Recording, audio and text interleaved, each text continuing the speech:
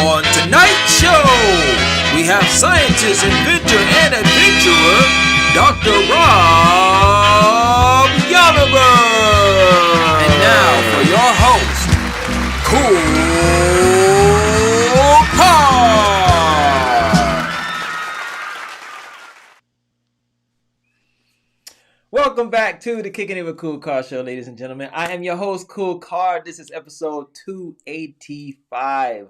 Yes, and counting. Tonight, I have a scientist, I have an adventurer, I have an inventor.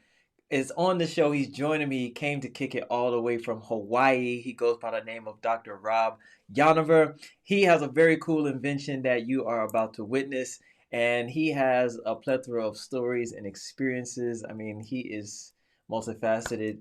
I'm telling you, I will let him get into all of that, but I can't wait to kind of dig into his life, you know, like to humanize the conversation, to just kind of see where he came from, you know, and see where he's going and how he got to where he is right now. So I can't wait. Without further ado, let's jump in, y'all. It's going to be a treat. Let's get it. Let's kick it. Welcome to the show, Dr. Rob. How you doing tonight? All right, man. Thank you. Great introduction. I appreciate that. Yes, you showed my... Just remember, I had a hair and makeup trailer when I was on Shark Tank. So I mean, it's all good. I'm sorry I couldn't provide that for you tonight, but you know. Okay. Hey, man, no, I can't wait to hear more about your cool invention and just all the many experiences that you've had throughout your life. And it's just thank you for joining me on the show, man. I really appreciate it. My pleasure. Absolutely. This is great. Yeah. I love the intro. I feel like I'm on the Tonight Show. Thank you. That's what I'm shooting for. So thank you. Yeah, very, very professional. I loved it. That's great. Yes, I appreciate that for real. I definitely appreciate that because that's what I'm actually shooting for. Yes. So good.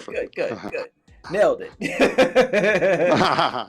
Well, you're gonna have to have me on. You're gonna have to have me on your show when you really are hosting the Tonight Show. Yes. Don't forget us little people. Don't forget us little people. No, a guy like you, I will never forget. Trust. No, you're the man. You're the man. Hey, but check this out. Before we start, you know, I like to pray. I know you saw a couple other episodes. I like to pray before I started, just to get it right for myself and you know others. So are you cool with that? Sure, no problem. You're good? Okay. All right. Heavenly Father, Lord Jesus, we just want to thank you for this moment, for this time. We just thank you for Rob's presence, Heavenly Father, Lord Jesus, and for his availability to come on here and just share his gifts and his talents and all the many things that you are working through him, Heavenly Father, Lord Jesus. We just thank you for life, love, happiness, positivity, just all the things that you do for us, Heavenly Father, Lord Jesus. We just pray and ask you just carry this conversation. In your name we pray. Amen. Yes, indeed. Yes, indeed. All right. So got right there. I like to humanize the conversation first. You got an invention. Sure. You're a scientist. You're an adventurer. I want to get into all the volcano stuff because that is crazy. But take us back a little bit. I want to know where you came from so I can understand how you got to where you are right now. Yeah, I mean, I grew up in Miami and I loved surfing and I loved volcanoes. But guess what? There's no surf and it's flat in Florida. Yes. So I dreamed about coming to Hawaii to see some volcanoes one day and surfing real waves. And I learned early on that if you get straight A's in school, your parents can't hassle you and they give you more of a leeway. So I got straight A's in school, even though I had like derelict friends and I was able to do crazy stuff my whole life. But because I got straight A's, people kept throwing opportunities at me to get master's degree. I went to Florida State. I got an undergrad, then I went in geology, geochemistry. Then I worked on a gold deposit in Nova Scotia for my master's degree. Wow. Drilled an oil well, worked for Exxon for a summer job, drilled an oil well in Texas. And then got a full run. Yeah, and they paid me for my master's. Again, for all you students out there, if you do well, there could be money for you in the grant world if there's still grants in the future. Yeah. But then I got an opportunity. I got an offer to work in Hawaii, get my PhD working on submarine volcanoes, which included submersible dives 2 miles deep to look at ocean floor lavas. I went down in that little red and white sub that found the Titanic like 6 months before I was in it. And we went down there and sampled and then we sampled lavas and I analyzed them at NASA, MIT, and at University of Hawaii. And while I was doing all that, I invented this SeeRescue Streamer. And I didn't want to leave Hawaii once I got here 41 years ago. And So I had to figure out a way to make money without just becoming a professor. They wanted me to become a professor and go teach at some school on the mainland. But once I tasted Hawaii, I wasn't leaving. You didn't want to leave it. Yeah, and I'm still here. So it was been incredible ride. And you know, my inventions got on Shark Tank, just like you showed. It's even under the ass of every astronaut on SpaceX, which is kind of cool, because it's a real simple device, yet it's on $300 million, $500 million aircraft and spacecraft. So it's a cool juxtaposition of simplicity and high tech. I'm not the high tech. My stuff's the simplicity. But sometimes, and especially in the survival world, you want stuff to last. Yeah. So you don't want it to break. So simpler sometimes is better. I mean, that's my whole approach to everything. It just needs to work. Exactly. Yeah. And in fact, I'm not really a good business guy. So when I first built the streamer, which is a long piece of orange plastic, all it does is give you a long orange tail when they're flying above you so they can see you. It's very simple. And you can put it away if the enemy comes around, or put it back out. The Navy called it the only continuous discretionary signaling device. And I wasn't a good business guy. I'm a scientist and inventor. I invent the solution. I didn't care about making money on it. So it never wears out. You buy one and it's good for 50 years, 100 years. So it's kind of dumb, but I don't care. It's still, it saved some guys' lives. They thank me, and that was better than the money anyway. Yeah. Some guy goes, man, I love your invention, saved my ass. Thank you. I'm like, okay, that's great. What sparked your creativity to create that invention? Yeah, that one was, I grew up with a really tweaky kind of family. My father was kind of he came from the Depression in Chicago, and he was just not too much money. So they were just looking in scrapyards to put things together. And my mom was kind of an artist, and we traveled around in the station wagon every summer and immersed ourselves in nature. So I think that, and we had, 3 siblings. My mom and dad always pushed us onto projects like, get out of our hair, put newspaper on the ground and start painting, or do ceramics, or play outside. It was always about self-contained or self-motivated, take care of yourself. Don't put the burden on them to take care of us. And the streamer, I just, I do some crazy stuff. I surf really big waves. I fish in really rough water. So it just seems like and I go to live volcanoes all the time. So it feels like I'm always on the edge of dying. And I look at the problems in my mind. I go over them over and over them. And I was flying in a little single engine plane. My friend was a pilot. This is 40 years ago. And I looked down at all that blue water. It looks just like that up there. And you can't see anything. And if you look at what they had, flares or smoke signals or sea dye, that stuff all goes away. And then a few weeks later, after I'm like, there's got to be a better way, I flew to Miami for a visit with my family and friends. And Cristo, you heard of Cristo, the artist? Yeah. He wrapped these islands in Miami in pink plastic. And that was the little gem of the idea. I'm like, if I just had a tail of plastic. And when I showed it to the Navy, they didn't like pink, but they liked the idea. And then I figured out putting struts in it. So it's like a centipede. It's segmented, so it doesn't twist up and curl up. If I just lean over, it's hard to see them, but they're little spreader bars in here. Anyway, each streamer has spreader bars, and you can spread it. So instead of twisting and curling it up, it stays. Yeah, here they are. Yeah. This way. See the white bar right there? Yeah, I see that. Anyway, there's white bars, so it's segmented. So when the streamer unfurls behind you, it doesn't twist up and curl up. It stays extended like a long caterpillar or centipede. Yeah. And even if rough water, it'll really stay nice and long. So it gives you a 25 or 40 foot long orange tail. And it took me years to figure it out and years more to develop it. The reason I'm talking to you now is because I had the perseverance to not quit. I knew this was a good idea. And like I tell all aspiring inventors, don't quit your day job, because everything takes a lot longer to figure out. So it took me, I hate to tell this to people, you weren't even alive. I thought of this in 1985. And wow. I don't think I got it on the market until the 90s. And I'm kind of, you've heard of the tortoise and the hare, you know, that fable. Yeah. I'm the tortoise. I'm the ultimate tortoise. You run as fast as you want, but I'm going to still keep chugging along. Yeah. And, you know, just keep knocking them down. And I basically use the media heavily to promote it. My brother was an advertising guy, and he kept telling me, you know, there's editors sitting on their ass every day wondering what to write about. Tell them what to write about. So in the olden days, you ever heard of a fax machine? Remember those? Yeah. Well, in Hawaii at 11:01 at night, it was cheaper to make phone calls at 11:01. So I'd wait till 11:01 and start sending hundreds of the same press release to all the editors of all the magazines and newspapers. It's like a fishing expedition. So if you put 100 lines in the water, you might get one bite. It's better than putting one line in the water. Yeah. I got a bite. The first article was Miami Herald. Then I took that and sent that out 100 times. And I just keep doing that. I've been doing that for 30 years.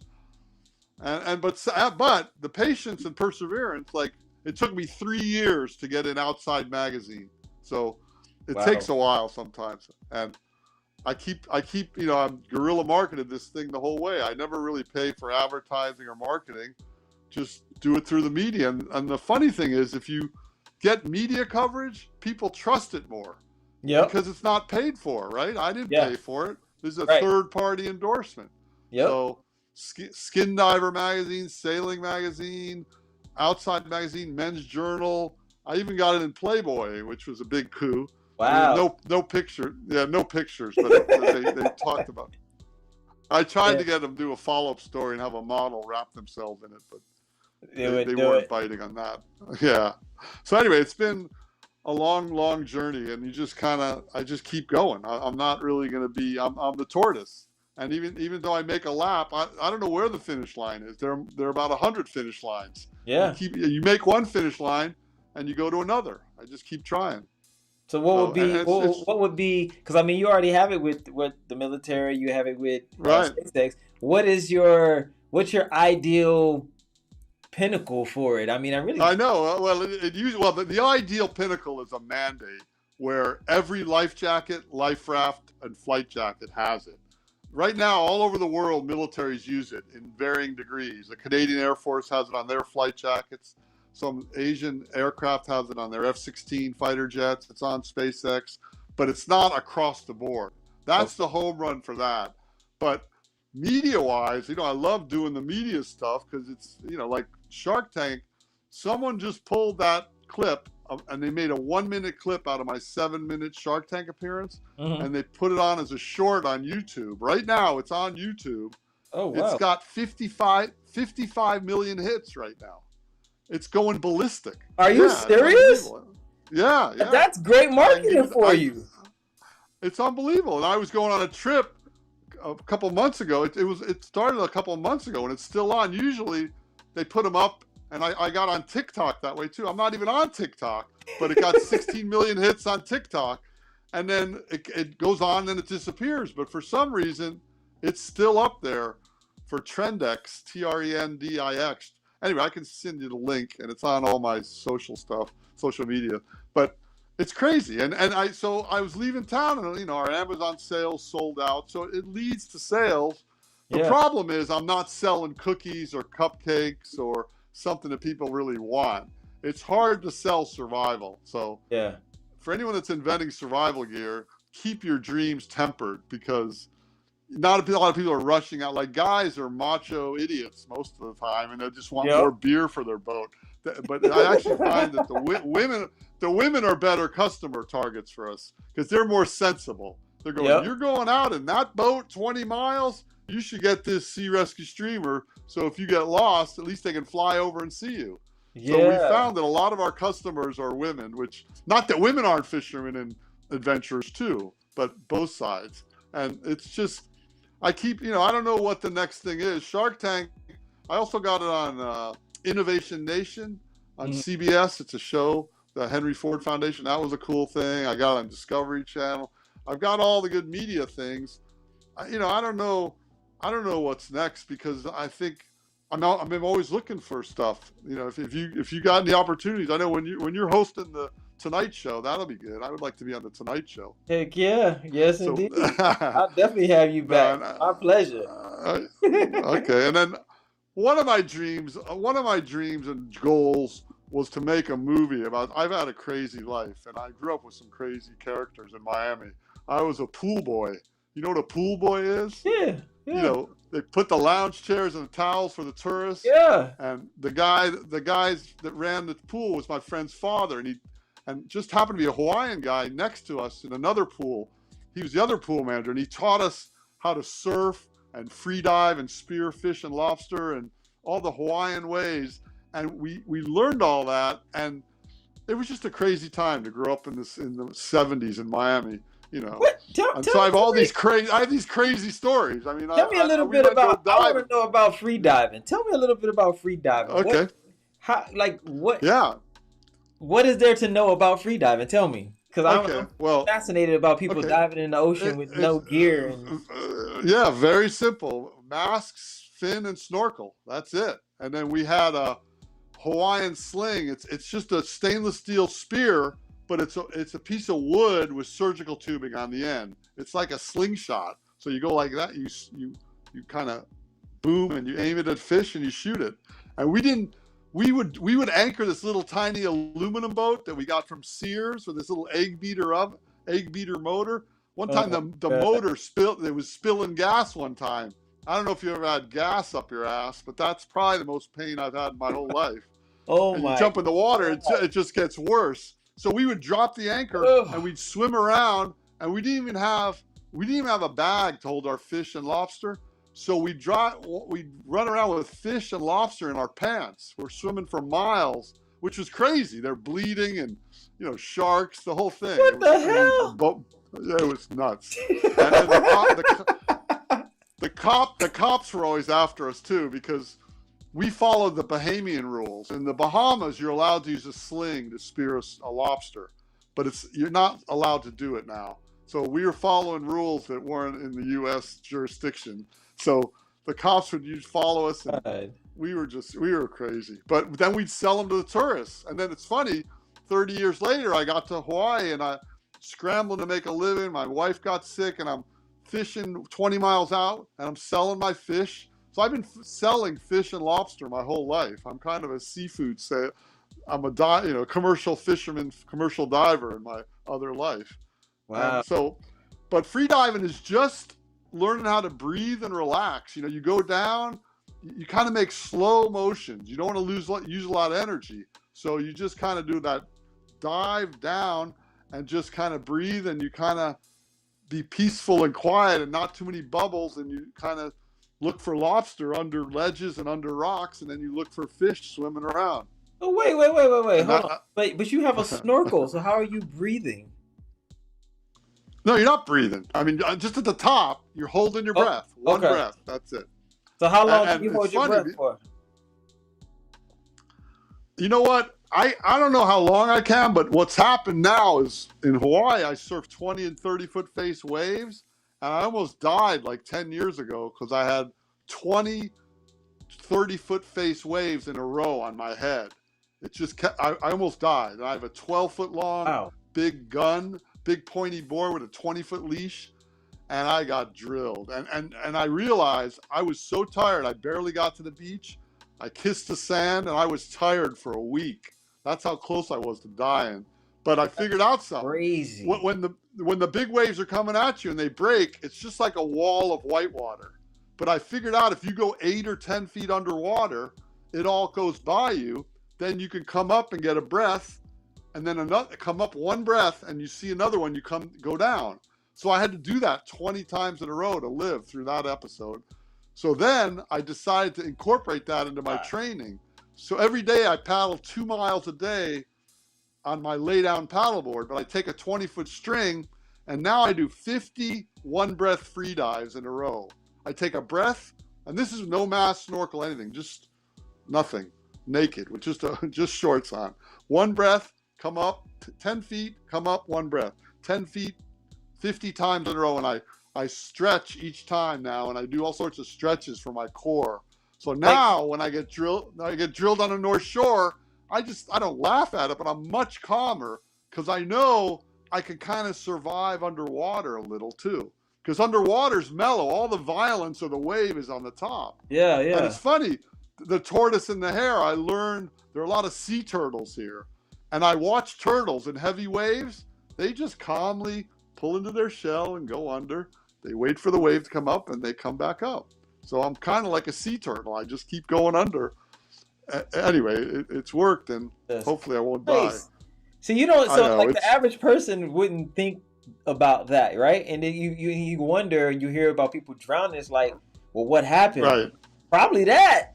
They probably well, people exactly, and you start panicking. You can't panic. The whole thing about free diving or surfing is relax, and even relax under fire. So even one time I got in a car wreck in Texas when I was at that Exxon job, and I got hit from behind. I rolled over and I ended up upside down in water.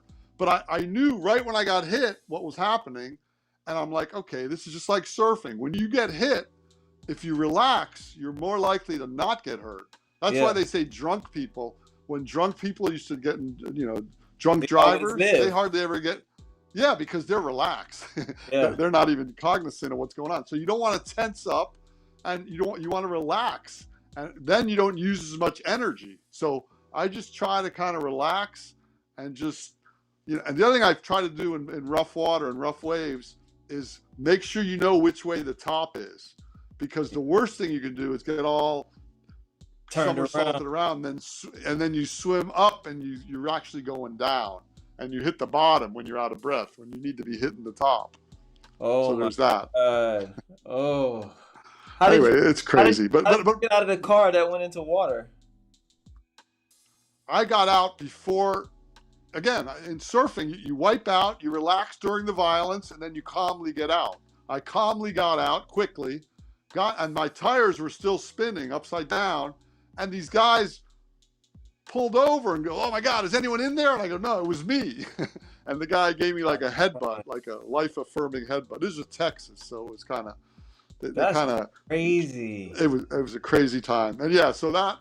But I try to learn from all these experiences. So I'm a scientist. So every situation I'm in, I let my mind go wild. Like, okay, what if this goes wrong? What do I do then? If this goes wrong, what do I do then? And also in parallel, if I know that's going to happen a lot, like in surfing, I'm going to train for it, because I want to keep doing this till I get really old. I'm already old, but I'm looking at really old. So when I get really old, my advantage is I have the experience and I have the calmness to know how to confront all these situations. And like fishing, I fish when I was commercial fishing a lot. I go out 25 miles in like 6 to 8 foot seas, and the number one risk you have is falling out of the boat. When you're fishing, I troll with lures. I don't have any bait, just lures. So the boat's always moving. You don't want to fall out of the boat, because the boat will keep going and you're going to die out 20 miles out. So I tie myself into the boat, because that's the surefire way to not get separated from something, is to tie yourself to it. Yeah. But the flip side of that is when I do my free diving, my buddy that was lost at sea in the war, he told me never tie yourself to your board or anything. And I was doing my free diving a few years ago, and a jet ski boat was coming out, and they're coming right at me. And I realized they don't see me. So I just let go of my board. I had the string, let go of my paddleboard, and I went down 20 feet, and he just zoomed right over my head and took my paddleboard like an eighth of a mile. I would have got killed. So just, I know it sounds like I'm always about to die, but I'm not really. These are culmination stories.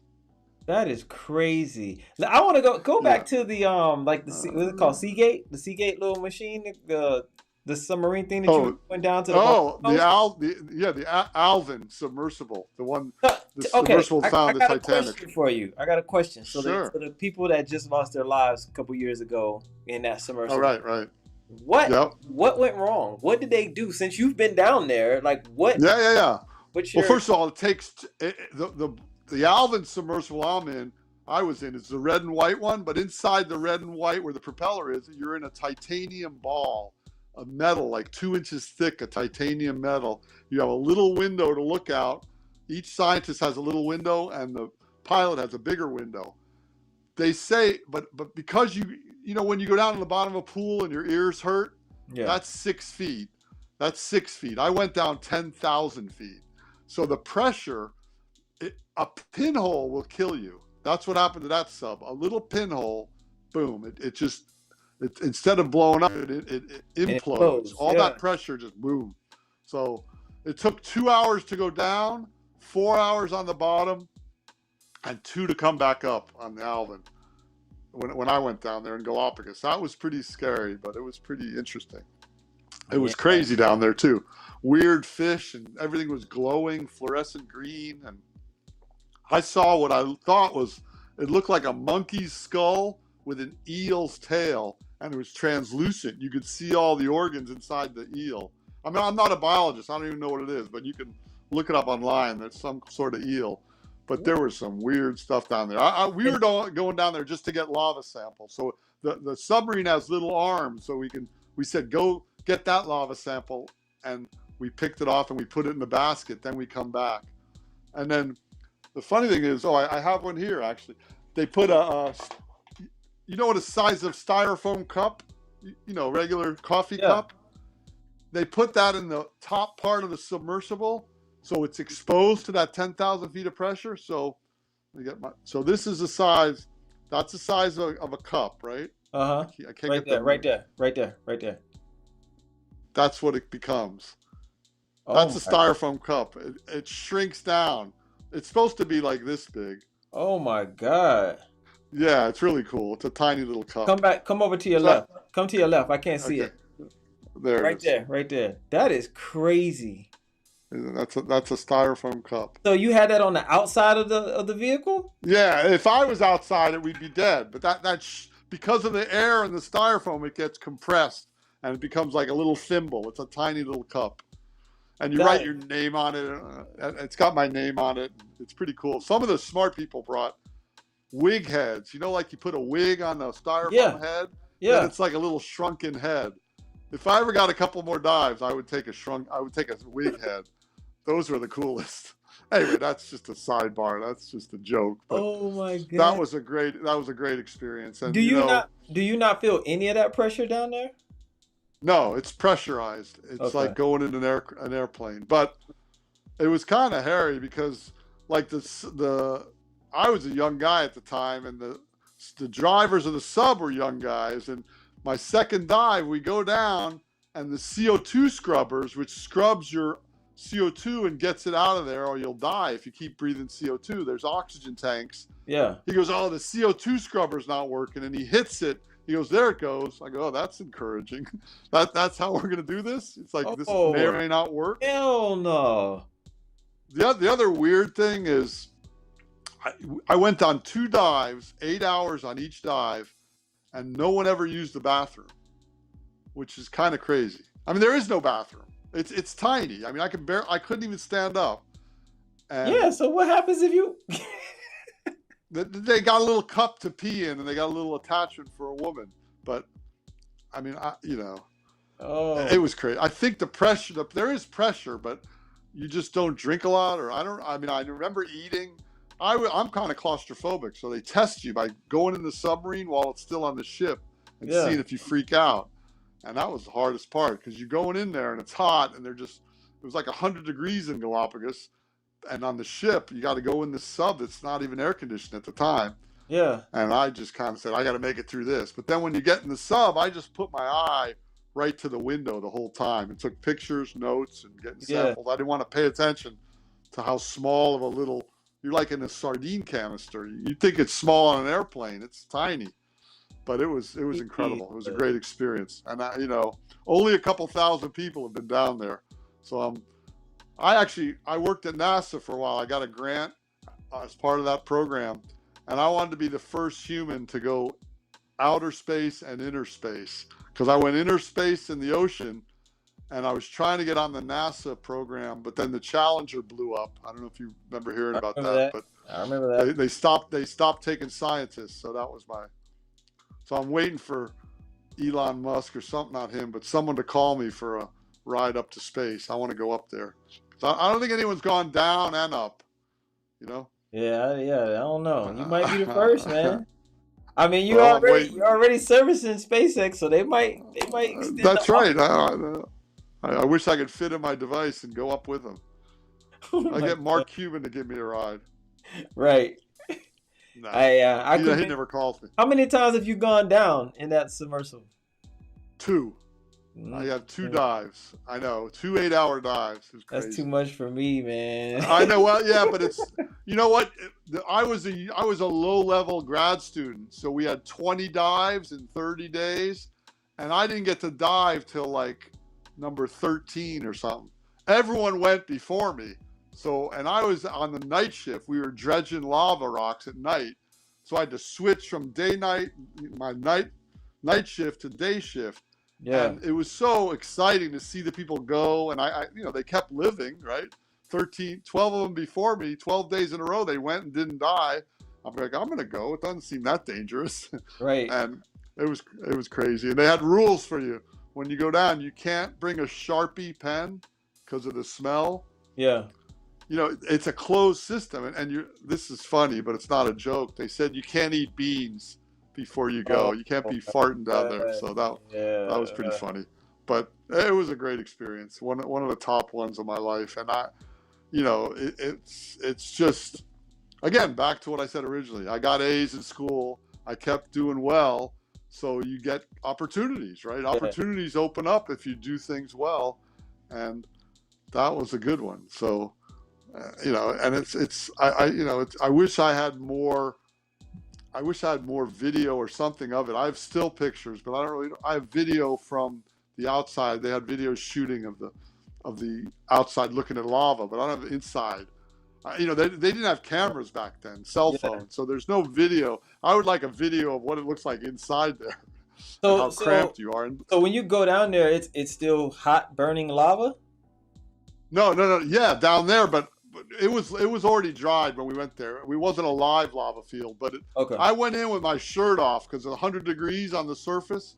By the time you get to 2 miles down, I had a jacket on. It was freezing on the bottom. And if your arm hits the metal part of the submersible, it's like hitting a freezer wall. It's cold. So, oh my God, it's crazy. I mean, yeah, it's very inhospitable. They're not, humans are really tricking the system by going down there.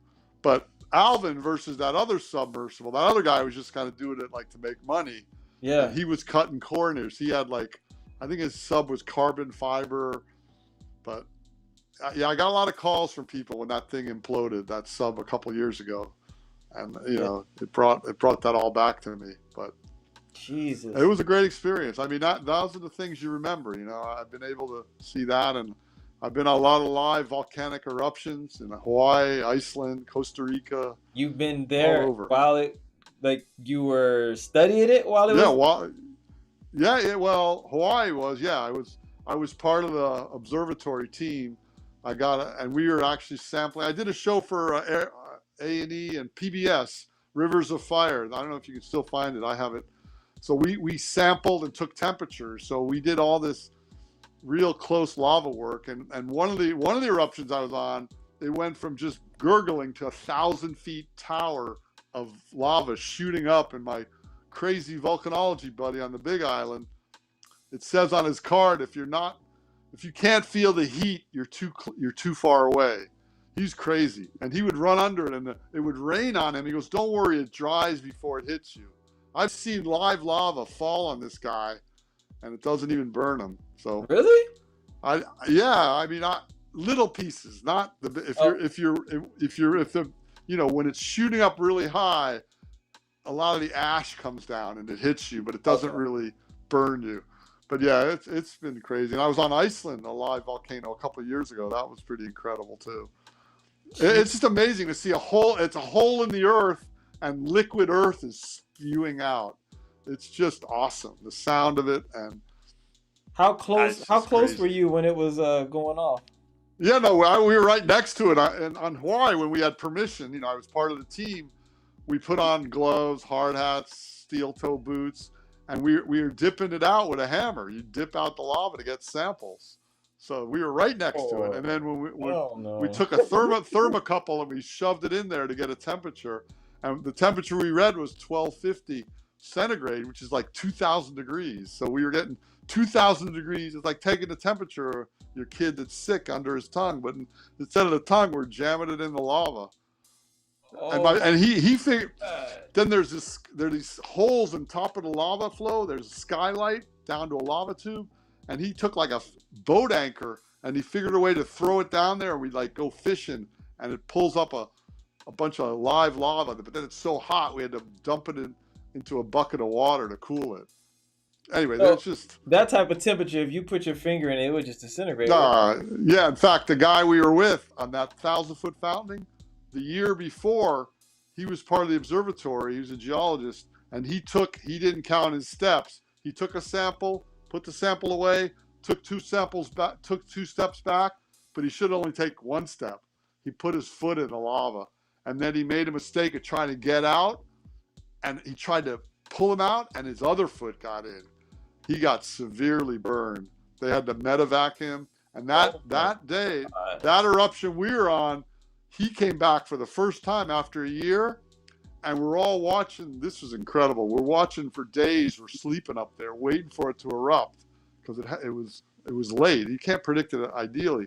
We actually ran out of food, and they airdropped us bologna, Wonder Bread, and a National Enquirer. That's what they sent. It was a joke. We were running out of food. We were going to kill each other. We were hungry. And then the thing finally erupted, and if you can imagine a cone, it's erupting out of one side. I ran back to get my camera, and then I saw it was erupting on the other side, and I yelled to them to get off there. Within a minute or two, it went like that, and both sides would have fried us. So that guy that got burned, he would have got killed with all of us. And that would have been a horrible death. It would have been like fishing, getting lost at sea, because we would have been stuck on a little piece of dry lava for maybe 20 minutes before it got covered. And there's no way a helicopter could have come there quick enough to pluck us off. Oh my God. But luckily I went back to get my camera, so that's what saved us. Wow. And my friend, the macho guy who says, "Oh, don't worry, it dries before it hits you." When I tell this story, he goes, "Oh, it wasn't that close." I go, "Yeah, if it wasn't that close, why'd you run back and cut your foot on your run back?" He fell and cut his foot a little. So he was a little scared. So you can predict when a volcano is going to erupt? Yeah, I mean, within reason. Right now it's erupting on the Big Island. They have tilt meters that see how it's engorging. They have seismometers to see earthquakes, like vibration. And between those two things, if it becomes episodic like it is now, it erupts for a day or so, then it stops for a week, then a day or so. That's where we're at right now. So like tomorrow, I think it's supposed to erupt again. So, but normally that doesn't really happen. And the really explosive eruptions, you can't tell. And one of the big eruptions in New Zealand, the only reason they knew it was going to happen was these guys were in hot springs, like hot baths near the. All of a sudden they got boiled, they got scalded, because before the eruption, the hot bath water, got superheated and burned a bunch of people. And then the big eruption came. And the big eruptions, the really explosive ones, they don't even leave a cone. The whole thing blows, and there's just a lake after, like in New Zealand or Indonesia, or even Yosemite, Yellowstone. That's an explosive volcano. That's what's it called? Is it a super something? Yeah, super volcano. Yeah. Yeah, super volcano, and it's gonna be it's gonna go. I know, but it'll probably not go while we're alive. Hopefully. Yeah. But you never know. It's tough to predict them though. It's really, there's no great science, but Hawaiian volcanoes are mellow relative to others, so you have a better shot of predicting them.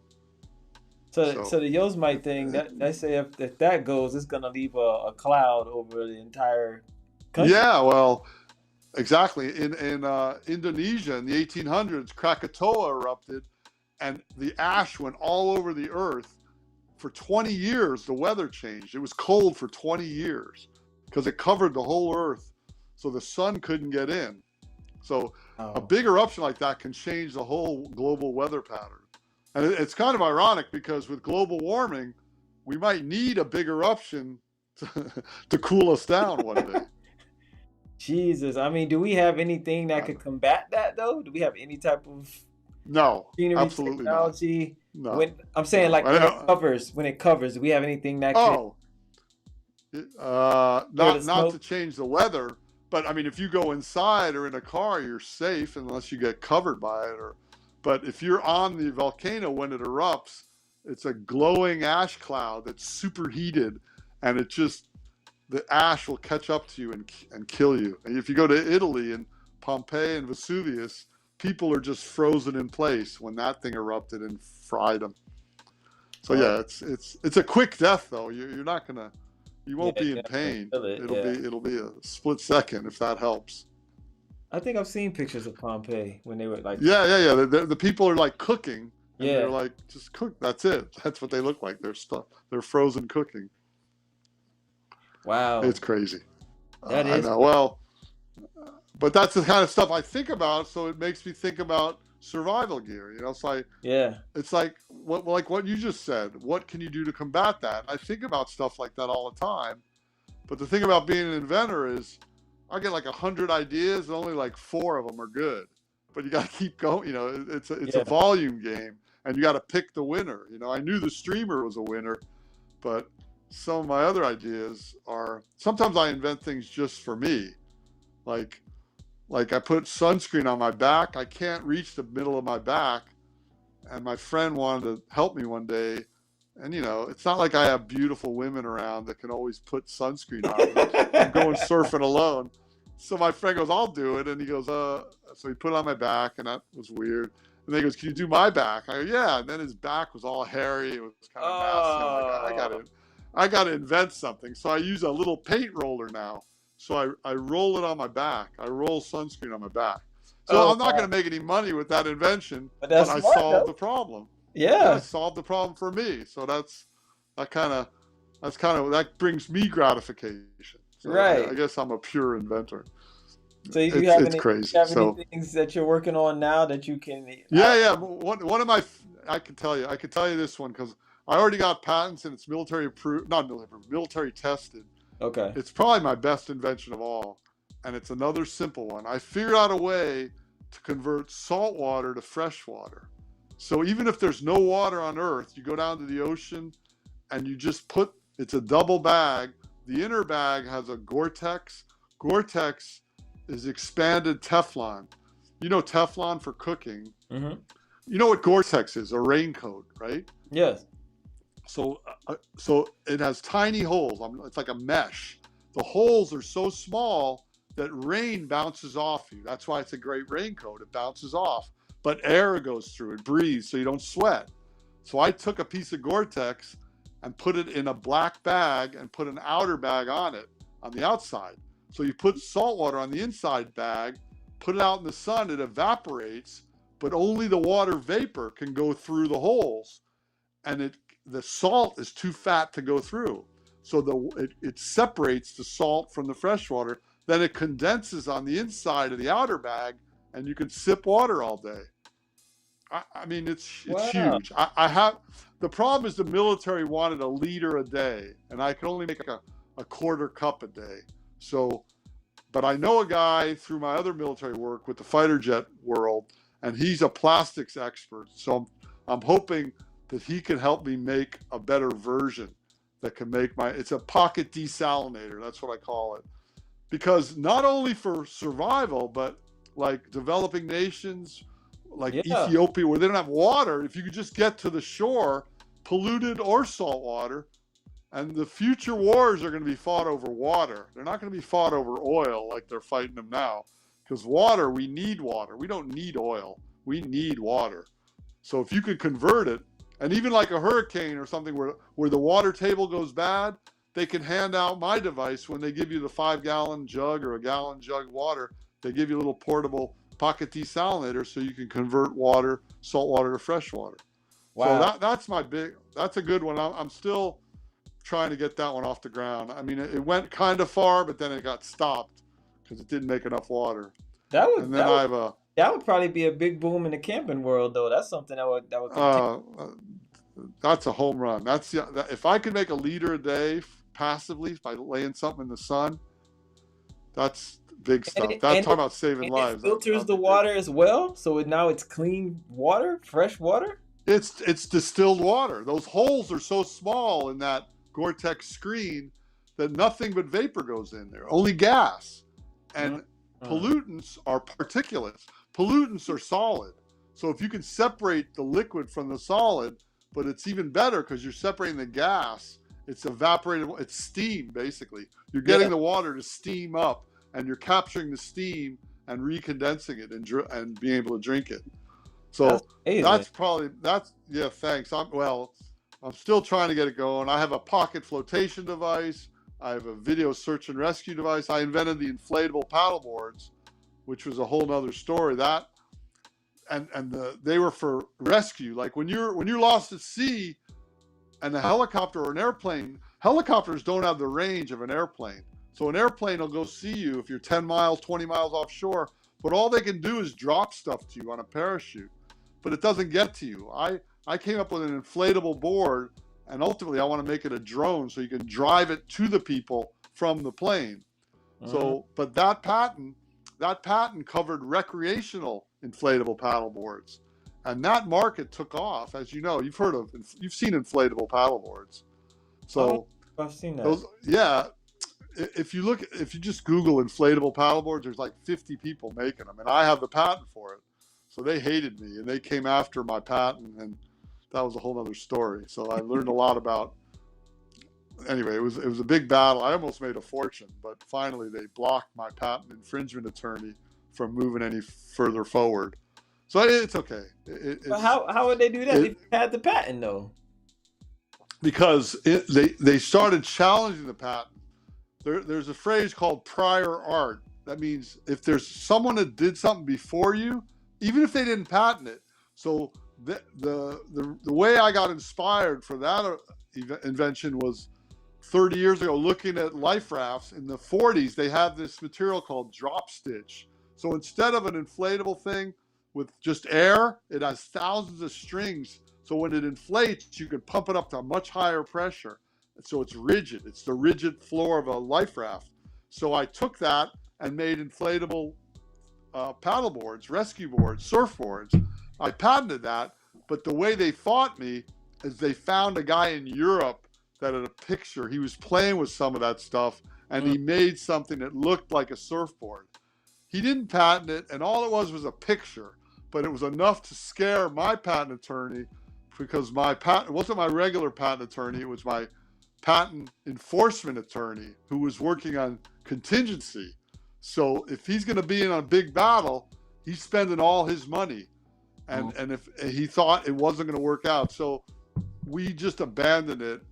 We didn't abandon the patent. We stopped enforcing the patent. So I never lost the patent. Right. I wasn't able to enforce it anymore. Yeah, so that's too bad, but that's the life, that's the game. Wow, that's crazy. It is. Cool stuff you got, though. No, thanks. Yeah, I'm always thinking of stuff. That's what I was going to say. Your mind must always be working. You probably pop up in the middle of the night. Well, yeah, but it caused problems in my family. Like my late wife used to say, "Stop playing with that piece of plastic and get a real job." And one of my buddies is a big time money guy. He came to my house years ago. He came on my little boat and he goes, "Man, don't you ever buy one thing from the boat store?" And to him, that was a put down. To me, that was the ultimate compliment, because I'm all about rigging stuff, I just build something out of, get this material. That's the highest level of satisfaction for me. Right. To create something on your own with other materials. So my house and everything I have is rigged, and it caused some problems in my relationship when my wife used to like fancy stuff or something. I was like, no, man, I like it this way. I figured it out and I built it myself. Right. Isn't that great? And she goes, no, that looks like crap. You should have bought something. So anyway, it's good. You got to have that mindset. And the mindset was, and I think it came from my parents, who were real creative people and working with minimal amounts of material and money. So I used to go to like Home Depot or Walmart and go through the aisles, and I'm always looking for materials and not like I'm looking to buy something and break it and take something out of it and use that for something else. That's kind of how I shop. Yeah. So it's not like, it's kind of weird. Wow, no, that's amazing though. Yeah. I mean, No, it's fun. That's you. That's how you're wired. So no, and that's kind of, that's what I tell kids. I do a lot of outreach education to kids, and everyone thinks the smartphones. I hate smartphones. I'm really anti-smartphones because first of all, they're dumb. They're not smart. They make you dumber because all you're doing is looking at. You're a follower. You're not a leader. You're looking at color TV. When I grew up in my neighborhood, if you watched TV all day, we made fun of you endlessly. So how did it get okay that everyone has a color TV in their pocket? So my whole thing with kids is to get them out, get off their phone, go out in the water where your phone will break so they can't even take it, and then just get into nature. One of the things I do a lot of is a term called biomimicry. You ever heard of that? Biomimicry? You basically mimic biology. So just like the streamer, I mimicked a centipede or your vertebrae. It's segmented. It's got struts so it doesn't twist up. So nature's been around billions of years. Look at how nature solves a problem. So by being in nature a lot and being creative and looking and learning, I got kids. I got a grandkid now. So I'm trying to get her unplugged and just kind of explore. And there's a lot to be said for being bored. When we were kids, we were bored a lot. So we had to go out and create fun. We had to go in the ocean, go diving, surfing, run around the neighborhood, ride our bikes all over, make up games, whatever. And nowadays, kids are like play dates. Your parents have to drop you. Everything's organized. I mean, it's good to have some of that, but it's also good to have some unorganized stuff. Yeah. And I think that makes you more creative. Exactly. And also to deal with materials at hand, make tools, make games out of sticks and stones and leaves and rocks and whatever. Find an old garbage can and make something out of that. We used to skateboard and jump, make ramps. We just, it was forced on us because we had nothing else. Yeah. And it's kind of ironic that we think we're such a progressive society with smartphones and Wi-Fi, but maybe the better thing is to go backwards, Yeah. Especially for kids. As adults, you get to a certain age and you already know too much. That's why I'm fascinated by children's minds, because they're not polluted. Not that school is pollution, but school keeps telling you how to do this, how to do that, but it keeps limiting your creativity. And Absolutely. So it's just kind of. I'm with you. Just the other day, I got into grounding. Taking your shoes off, going out into the earth, and just standing Absolutely there, getting that energy. And so I was exactly, man. I'm all about the loincloth. As a surfer, that's what I got a couple books, but one of my working titles, The Loincloth Chronicles, which is the more naked you are. It's kind of like Naked and Afraid, but how about naked and creative? You don't have to be naked, but just, I mean, I've got people that never see me with a shirt on, and then I got people in the military world that have never seen me out of a suit and tie. So there's a time and place for everything. Yeah. But for creativity and kids, you should be barefoot, playing in the yard or in the neighborhood or in the ocean or in the mountains, wherever you can play. And yeah, grounding is good. I mean, there's this guy, that guy I told you about that was lost at sea. That was one of my inspirations, Lou Zamperini. They made a movie about him called, I forgot. Anyway, I forgot his name. Lou Zamperini. They made a big movie. Angelina Jolie did the movie, and he was a track star. And he told me that before his races, he ran for USC, and he used to lay in the field to grass and just breathe the grass, because he was convinced, and he's right, the plants give off oxygen. So he was kind of like taking oxygen.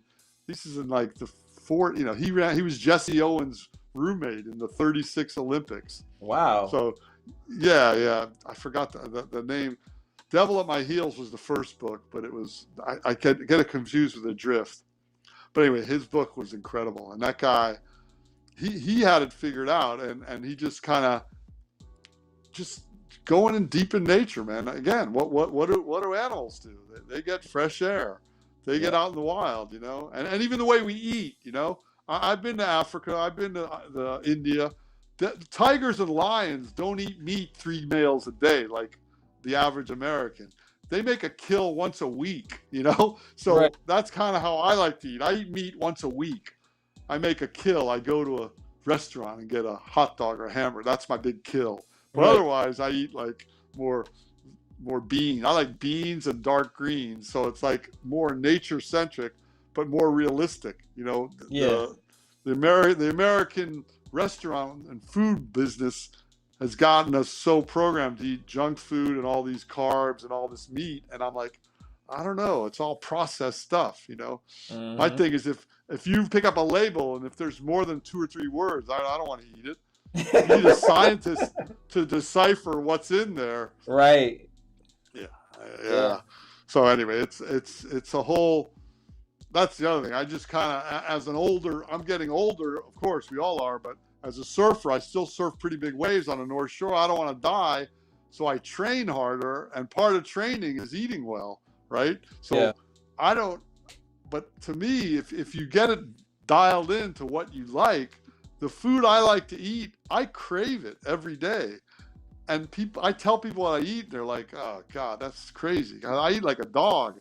2 of the meals a day are the same meals every time. I make a 6-bean Indian curry in my crock pot and put it over hullis barley, have steamed eggplant and a raw cabbage salad, but like oil and vinegar style, like a Caesar salad style. It's great.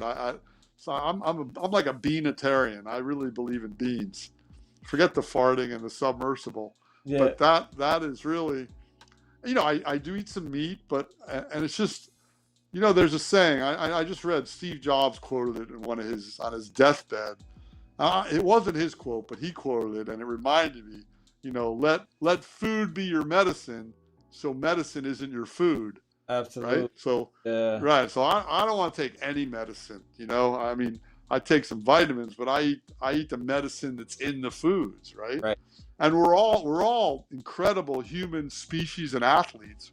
We're all incredible. It's just how we abuse our body. That to me is the saddest thing. You see these people and all what they're doing to their kids too. And it's part of the whole American fast food industry. I hope they don't come and kill me for this, but the choices. You go to a grocery store, there's hardly anything healthy. You got to find only a couple places, and then fast food, and then it's just bad. And I think that I don't know. I like to feel good. I hate hospitals and doctors. I don't want to go to the hospital or doctor based on me making the wrong food choices or exercise. Yeah. Plus, I don't want to die surfing.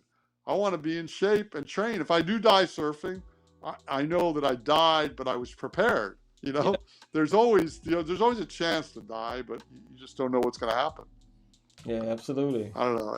It's hard, but I'm lucky. I live in a place that's conducive to exercise and eating well. But it's a personal choice, and I think I don't know, man. I feel good. I feel better too. I mean, we abuse our bodies. It's almost like your body should be able to shock you and say, "Don't do that to me. Why are you putting all this junk in me?" I mean, I do go by the 80-20 rule. 80% of the time, I eat perfectly. All that stuff I just described. Yeah. 20% of the time, I'll eat pizza, hot dogs, anything. You enjoy yourself a little bit. Right. Exactly. But my stomach, when it sees some of that junk food, it laughs at it. It's going, move along, get you out of here. Yeah. I'm into colon blow too. I'm into high fiber, so you're moving stuff through you all the time. Yeah, man. Anyway, it's all good. You just have to get your own. I mean, you look like you're in good shape, and you're a young guy. I do eat my junk, but I try to balance as much as possible. But I enjoy myself. Moderation. But I do work out. I definitely take care of myself in that regards. But yeah, I could eat better. I could eat better, but yeah. We all can. But it's hard because the food industry, they make the food great. I don't remember the food tasting this good. Everything tastes good. I know. Go anywhere. I know. Yeah. And now with the phones, everyone takes food pictures, food selfies. Yep. You know, it's like a celebration to eat. And I love to eat, but anyway, it's you gotta keep it under control. Yeah, absolutely, man. Absolutely. So listen, before we get out of here, tell everybody where they can find the Sure. Okay, SeeRescue Streamer. It's on Amazon, or you can find me, Rob Yonover, on Facebook, Instagram, LinkedIn, YouTube. I'm all over the place. I mean, I'm not, you know, I can show you my phone. So just to give you an idea, I'm not really texting and a lot. Hey, that's my phone. Whatever. For real. I'm anti-smartphone, but I'm online. So social media, I'm on SeeRescueStreamer.com, or just Google SeeRescue Streamer or Rob Yonover. I got 4 books on Amazon. I got a kid's book. I got Hardcore Inventing, Caregivers Survival Guide, Hardcore Health, and then Brainstorm Islands for kids. And I just put a book out for free on Facebook. You know those stories I was telling you I want to do, the loincloth chronicles. I call it the Water Ape Adventures. It's like growing up in Miami in the 70s and 80s, or 70s. I got here in the 80s. So I wrote all these crazy stories, and I mean they're crazy. And I just put them all on Facebook and Instagram for free. So you can go there and read some of my crazy stories. And okay. I'm still hoping someone grabs that and says, yeah, well, this is cool. Like I grew up with a kid that became a rock star. My other friend is the mayor of Golden Beach, the most exclusive. We were all pool boys. The working title, the other working title is Pool Boy Underdogs. Because we couldn't get the women. We were a bunch of little nerdy kids that we just liked sports and surfing. But, you know, I didn't grow till late. You know, the women wouldn't give me the time of day. And now I'm a big time surfer. My buddy's a rock star. My other buddy's a 100 millionaire. And we were all just pool boys serving towels to the tourists. So wow. from that, growing up in Miami, it's crazy. There's some good stuff in there, and I like to write, so they're comical. And actually, the way social media is, I like the medium because I can write and throw pictures in too. Most books don't have many pictures, so it's fun stuff. But you can find me anywhere and drop me a line. I'm always interested. And I love doing outreach stuff, so especially in Hawaii. But I can do virtual stuff. You got classrooms. Anyone wants to. I love talking trash to little kids and getting them to think differently. All right, I got one last question for you. What's one thing that you feel you could be doing more of or better to get you to wherever you desire to be? Well, that's a good question. I think that I could keep pushing the media stuff even further, and you know, I'm reluctant. I don't know how to go to the next step without like hiring like a publicist or a media person. I've done it all organically. Yeah. And I'm proud of that. You know, like even Shark Tank, I stood in line with 500 people, you know, cold cattle call. Yeah, I didn't know anyone. So I'm proud of my achievements because none of them came from connections. So if I could become more connected, and that would be something. And, you know, that's the main thing. I'm pretty happy with where I'm at. And But I'm playing the long game, you know. I'm trying to. We have a little goal in my group of friends. When you get to be really old as a surfer, the leash goes around your ankle, right? That like a leg rope they call it, or a leash. So if you lose your board, it comes right back to you. But when you get really old, like 90 or 100, your bones get too brittle and they break. So you got to wear the leash around your stomach. So we call that the belly leash. So that's my goal, is to be so old that I'm surfing with a leash around my stomach. If you make it to the belly leash. Yeah, if I make it to the belly leash stage, I've really made it. Because, you know, like I said, Miami, the waves were 1 inch and the women were mean. I got to Hawaii, the waves are huge and the women are beautiful and friendly. So, and I've been here 41 years, and 41 years in a row. So I'm going for. Well, I figure I got 30 more years left, 35 more years to get to 100. Yes, 34. Indeed. Claim it. Claim that. Exactly. I'm trying. I'm trying to go all the way. And if I don't make, the other thing is I shoot for the moon. It's like baseball. You go for a home run. When you get a single or double, that's good. I'm always going for the fence, right? Right. I understand. I don't understand the game. If you don't have big dreams, you have nightmares. That movie Diner, that was one of my favorite lines as a kid. It's like, if you don't have big dreams, you have nightmares. You got nothing to shoot for. I got huge dreams, and people listening to me talking smack, people always think I'm full of it. I have to prove to them that what I'm saying is actually true. Yeah. I like the medium of, online. They can just Google me and see, oh, this guy's really telling the truth. Yeah, the real deal. So anyway, it's fun. Anyway, thanks again. I appreciate. No, I appreciate you. I appreciate you coming on the show. And when you're hosting a Tonight Show, make sure you call me, man. I got you, and that's not Hollywood talk. I'm far from Hollywood. I got you. You will be one of the ones that I call up and be like, "Hey, I got you booked. Come on out for real." I'll be on a plane right away. Absolutely, we shall do this again. So I appreciate you coming on the show, man. And what I'm gonna do is on our way out, I'm gonna play one of the videos you talking about your streamer in an interview. I'm gonna play that as we ride out. So man, thank you so much for coming on the show. We will do this for sure.